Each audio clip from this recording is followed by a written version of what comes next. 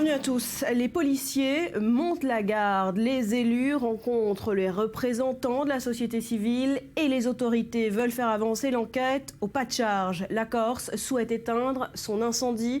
Après 5 jours de vives tensions, l'opération Retour au calme est donc lancée. Cela Lazerwell. Les nouveaux dirigeants nationalistes de Corse se sont enfin exprimés sur les événements d'Ajaccio.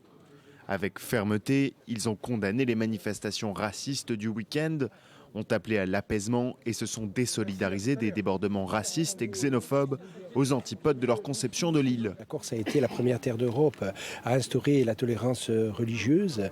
Dès la moitié du XVIIIe siècle, la Corse a protégé les Juifs pendant la Seconde Guerre mondiale. Aucun Juif n'a été déporté à partir de la Corse. Et donc nous avons une tradition de tolérance religieuse qui est fortement enracinée dans notre culture, dans notre tradition politique. Autant dire que ce qui s'est passé ces dernières heures est en contradiction formelle avec ce que nous sommes au plus profond de nous. Alors que le calme semble être revenu à Ajaccio, les dirigeants nationalistes de Corse se sont rendus dans la caserne des pompiers agressés le soir de Noël. Nous sommes ici parce qu'en tant qu'élus, en tant que représentants du peuple, nous tenons aussi à dire que le peuple corse est aux côtés des pompiers qui ont été agressés et que nous sommes aussi dans une logique d'apaisement qu'il faut faire passer partout dans toutes les couches de la société. Mais le premier geste et la première chose à dire aujourd'hui, c'est notre solidarité, notre soutien total et sans faille. Un soutien attendu par les pompiers. Selon ces victimes, l'agression était émaillée d'insultes anti-corse. Plus tard, les élus ont rencontré des représentants de la communauté musulmane à qui ils ont présenté leurs excuses, bien accueillis par les musulmans. La Corse, c'est l'île, la plus belle île qu'il y a au monde, je peux dire même au monde, parce que on a grandi, on a travaillé ici, on n'a jamais eu de soucis. C'est vrai que là, depuis ces 2 jours-là, on est triste par rapport à ce qui se passe. On est triste aussi par rapport à, c'est vrai que je ne vous cache pas, par rapport à des insultes qu'on a entendues, ça nous a touchés. 2 enquêtes sont donc en cours.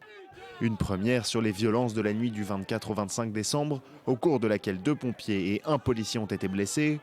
La seconde vise les dérapages racistes lors des manifestations, notamment les dégradations d'une salle de prière musulmane.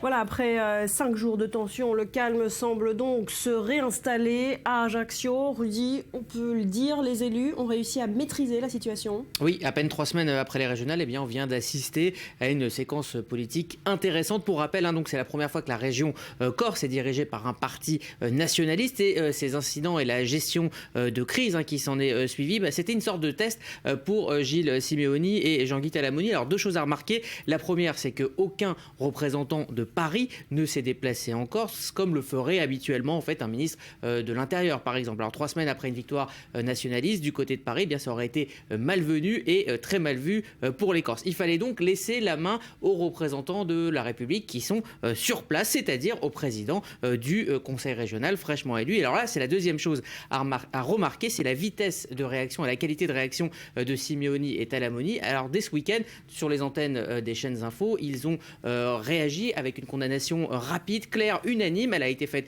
au téléphone, mais elle a été immédiate. Et puis s'en est suivi la séquence que l'on vient de voir dans le reportage. Un soutien dans un premier temps sans faille aux pompiers, puis affirmation de la loi républicaine et excuse à la communauté musulmane. Voilà, un premier examen donc réussi pour les nouveaux élus. Oui, totalement. Sur le plan de la communication, en tout cas, ils se sont très clairement, rapidement désolidarisés des actes de violence et ils ont montré une Corse vraiment antiraciste. Alors après, il y a aussi autre chose à remarquer, c'est l'affirmation face au pouvoir parisien. Alors c'est pas facile d'être à la fois nationaliste, donc séparatiste, mais aussi républicain. Eh bien, ils ont réussi à affirmer l'identité corse en incarnant aussi le pouvoir central, celui de la République française. C'est donc presque un sans faute. Voilà, avec des messages plutôt clairs de la part de ces élus. Merci Rudy.